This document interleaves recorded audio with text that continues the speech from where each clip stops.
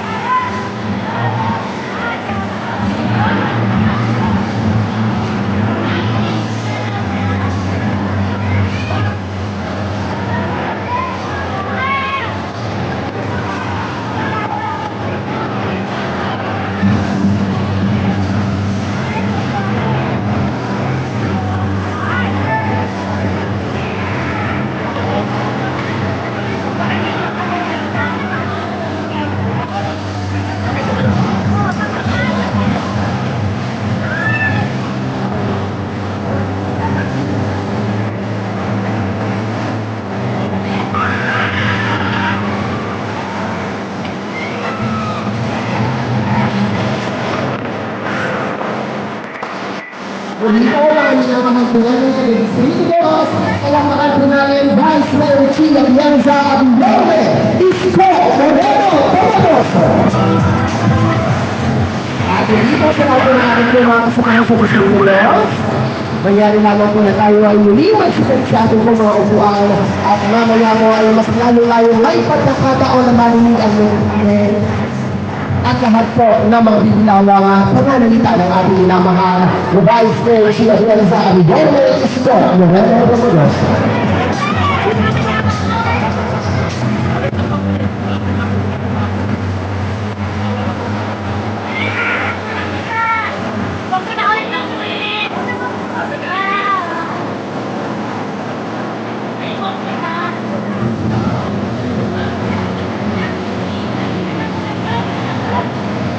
Hi! So muli po, magandang natin sunod na. No. Iyan, nangyari lamang po na tayo po ay muli. Basta sa iyong mangyari po ang mas pinagkakataon pa po tayo para po na makasama ang ating Yorme at Vice Mayor Chi Atienza.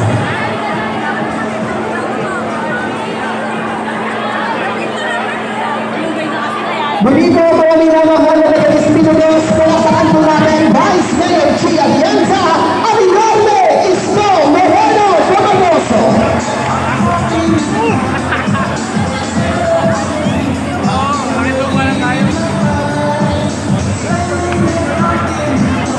Muli po mga nag-Espiritu Diyos, palapakan po natin Vice Mayor Chi Atienza at Yorme Isko Moreno Pamagoso. Guys, kung hindi na pumila sa ating mga upuan, malalami ang tatay ko. Yan, sumuli po! Ayan, sumuli po sa mga pinakakaupuli ko. Ang susunod naman po natin na kapagsalita ay nandapos sa kanyang pag-aaral bilang Political Science, Major in Governance sa paaralang Danasapan. Ang napili ni Yorme na maging katuwang niya sa muling pagbabaling ng Gloria ng ating lungsod.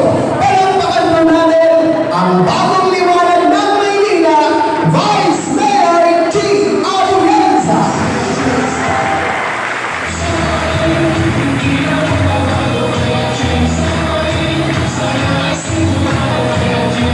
Magandang umaga po sa inyo lahat. Kumusta po kayo? Okay naman po? Ako po si Chi Atienza, ang punsong anak ng dating Mayor Nito Atienza. Alam niyo, kagaya ng aking kapatid na si Kuya Kim, kamukha ko ba siya? Ano na? Alam niyo, kagaya po niya, ako po ay nasa telebisyon bilang isang broadcast journalist. Pero mahihain ako, kaya mababa ako. Naihan ng Maynila, isang organisasyon na binuo ng aking mga magulang 40 years ago. Pero alam niyo, sa totoo lang, ang aking pangarap daw ay bata pa, maging isang misyonaryo. Ngunit hindi ko yan na isang katuparan. Kaya ang ginawa ko, tinala ko na lang, pinipin ko na lang ang pagiging misyonaryo kung saan malaki nila ng Panginoon.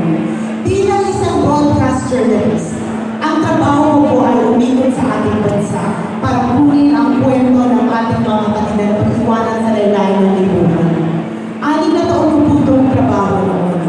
Ngunit, nakita ko, kahit ano pala ang iiyak ninyo, kahit ano ang isigaw natin, kung ang gobyerno ay hindi marunong makinig sa tao, ika nga ni Yorme, nga pa rin tayo. Kaya nung tinanong ni Yorme ko ako ay maaaring niya maging katambal, ang sinabi ko po kaagad, oo. Dahil naniniwala ako na si Yorme ay pinakamagaling na naging mayor ng Maynila na nakinig sa inyo. Tama ba ako? Kaya nga ang lakas ng sigaw niyo kung kanina siya, tama ba? Pero alam niyo, bago ko ibigay sa kanya ang aking oo, tinignan ko kung pareho kami ng puso. Dahil bilang isang broadcast journalist, meron po akong pinanghahawakan ng mga advocacy ako na nakita ko pareho kayo. Ang una po dyan ay ang ating mga senior citizens. Taas po ang kamay ng senior citizens. Uy, yung iba, umamin! Pero alam niyo po, sa totoo lang, importante po kayo sa akin. Dahil naniniwala kami na kung wala po kayo, wala po kami. Kaya kung kami ngayon ang malakas, kami ngayon ang tatayo para sa inyo. Ang isa pa po tinatayo ang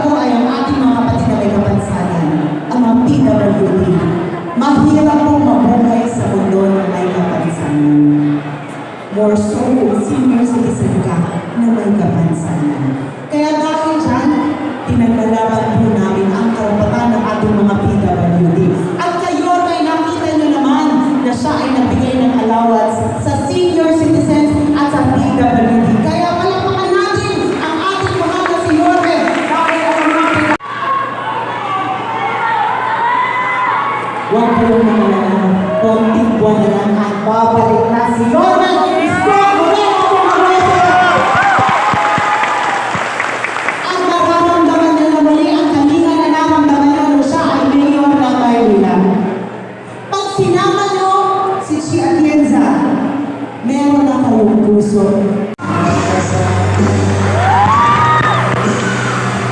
Alam niyo, kung balang araw matutin po namin ni Yorme ang corona, nakakaasa ko kayo na ang corona po ay hindi po mapupukas sa aming ulo, kundi po sa ulo ng bawat isang taong nandito ngayon.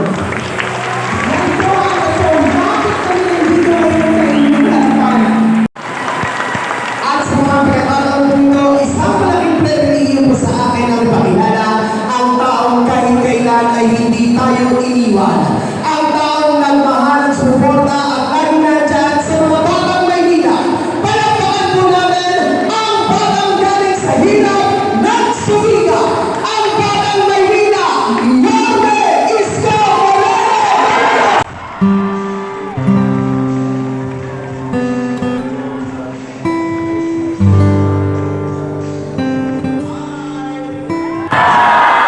Hello! Nakakain na ba kayo? Sino ang gutom? Pinipas niya. Magandang umaga. Maraming salamat sa ating mga kanya-kanyang pamilya na nagpunta rito. Thank you.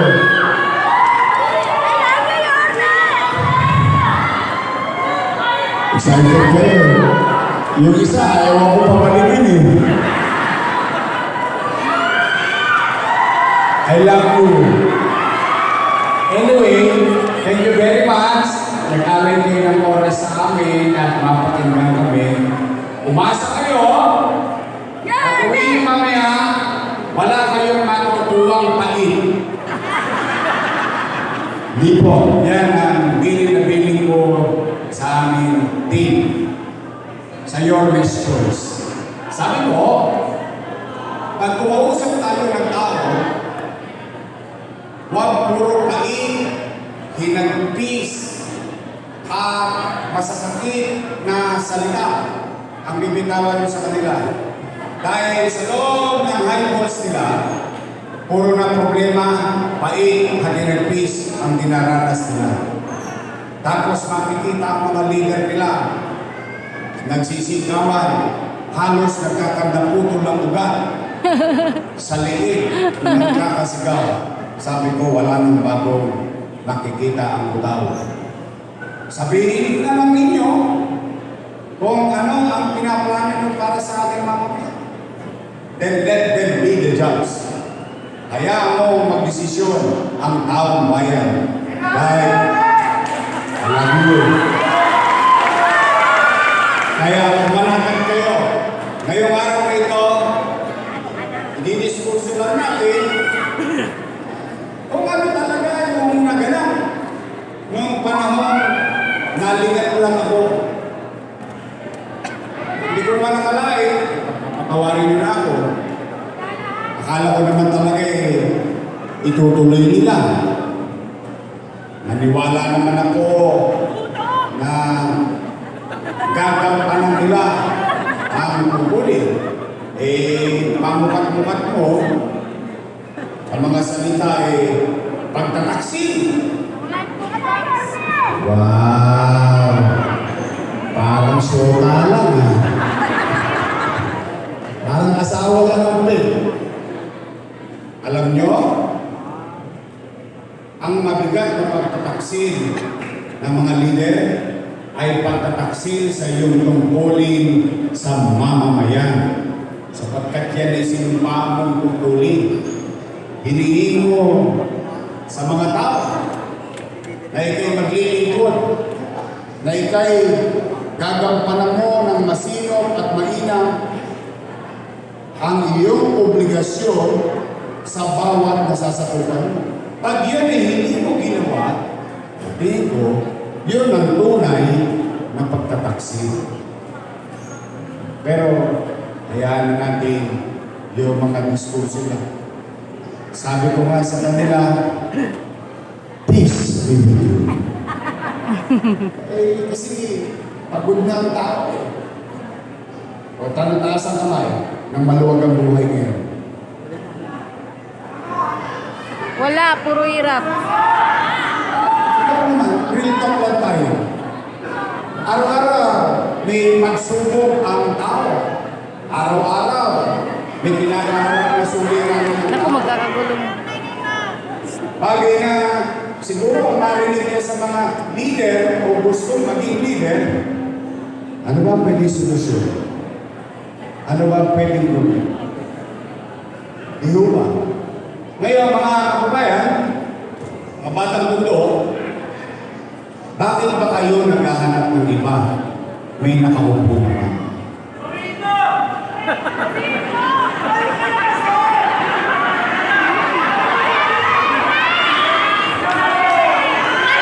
Kasi nagtataka ako, kahit saan ako magpunta, ang sinisigaw ng tao, bumalik ka na.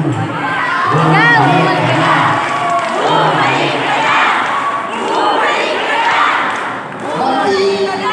Bakit naghahanap ang tao ng iba, may nakasalubuyang nakaupo naman?